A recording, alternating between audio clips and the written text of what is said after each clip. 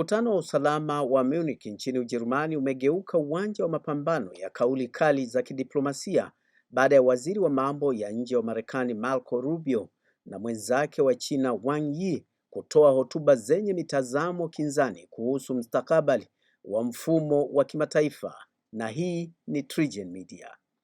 Katika hotuba yake ya maridhiano, Rubio amesisitiza kuwa Marekani na Ulaya zina uhusiano wa kihistoria usiovunjika, akiahidi kuwa utawala wa Rais Donald Trump utaendelea kuunga mkono muungano wa Magharibi, lakini kwa masharti ya mageuzi mapya. Mfumo wa sasa wa kimataifa unahitaji kujengwa upya ili kuendana na mabadiliko ya kiusalama na kiuchumi ya karne ya 21. Waziri wa mambo ya nje wa China Wang Yi ametoa hotuba yenye msisitizo wa mshikamano na ameonya dhidi ya siasa za kambi. Amesema China na Umoja wa Ulaya ni washirika wa kimkakati na wanapaswa kuelewa hili vyema kabisa ili kufanya maamuzi sahihi katika kukabiliana na changamoto, kuzuia jumuiya ya kimataifa kuelekea katika mgawanyiko na kukuza maendeleo endelevu ya ustaarabu wa binadamu. Mkutano wa kiusalama wa Munich hufanyika kila mwaka ukiwakutanisha viongozi wa kisiasa, wanajeshi na wachambuzi wa usalama kutoka zaidi ya nchi 100.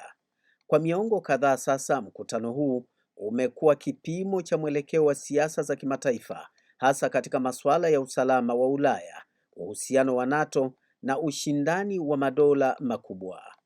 Mjadala mkubwa wa mkutano safari hii ulijikita katika maeneo kadhaa, ikiwemo kutathmini kama Marekani bado ni muhimili mkuu wa usalama wa Ulaya, nafasi ya China katika mfumo wa kimataifa ambao unabadilika kwa kiasi kikubwa, na uwezekano wa dunia kuelekea katika mpangilio wa kambi mbili kama enzi za vita baridi. Nchi za Ulaya kwa sasa zinatawaliwa na mivutano ya kimkakati kati ya Marekani na China, huku Marekani ikisisitiza mshikamano wa kiusalama dhidi ya China na Urusi, wakati China ikisisitiza ushirikiano wa kiuchumi na maendeleo ya pamoja. Baadhi ya viongozi wa Ulaya wameanza kuzungumzia uhuru wa kimkakati wa Ulaya, dhana inayolenga kupunguza utegemezi kwa nguvu moja kubwa na kuimarisha uwezo wa kujitegemea katika masuala ya ulinzi, teknolojia na nishati. Majibizano ya Rubio na Wang Yi yanaashiria mabadiliko makubwa katika siasa za kimataifa, ambapo upande mmoja unazungumzia kujenga upya mfumo wa kimataifa,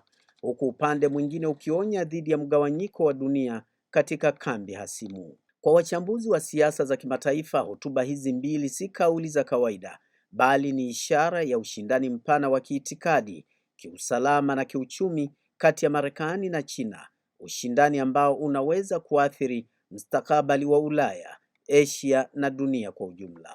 Na hii ni TriGen Media.